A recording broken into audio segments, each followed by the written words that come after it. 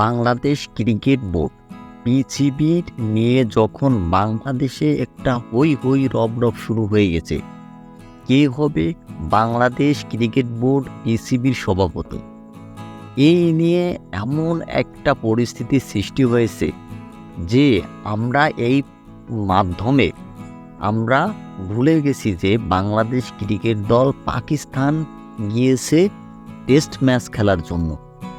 সেখানে কি অবস্থা সেটাও আমরা খোঁজ নিতে পারতেছি না। শুধু এই বাংলাদেশ ক্রিকেট বোর্ড বিসিবির সভাপতি কে নির্বাচিত হবে, এই নানা গুঞ্জনের ভিতরে এখন বাংলাদেশ ক্রিকেট বোর্ড বিসিবি যে দল পাঠিয়েছে পাকিস্তান সফরে, সেখানে প্রথম টেস্টে বাংলাদেশ দলের মিডল অর্ডারের অন্যতম নির্ভরযোগ্য ব্যাটসম্যান মুশফিকুর রহিম অল্পের জন্য ডাবল সেঞ্চুরি থেকে বঞ্চিত হলো।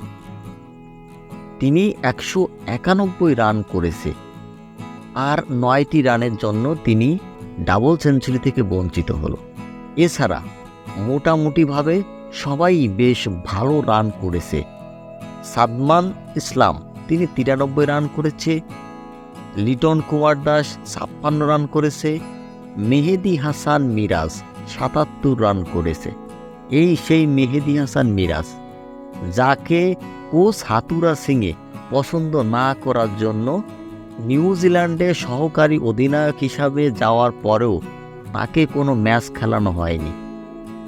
সে এমন পারফর্ম উপহার দিয়েছে, তারপরও তাকে খেলানো হচ্ছে না রেগুলার।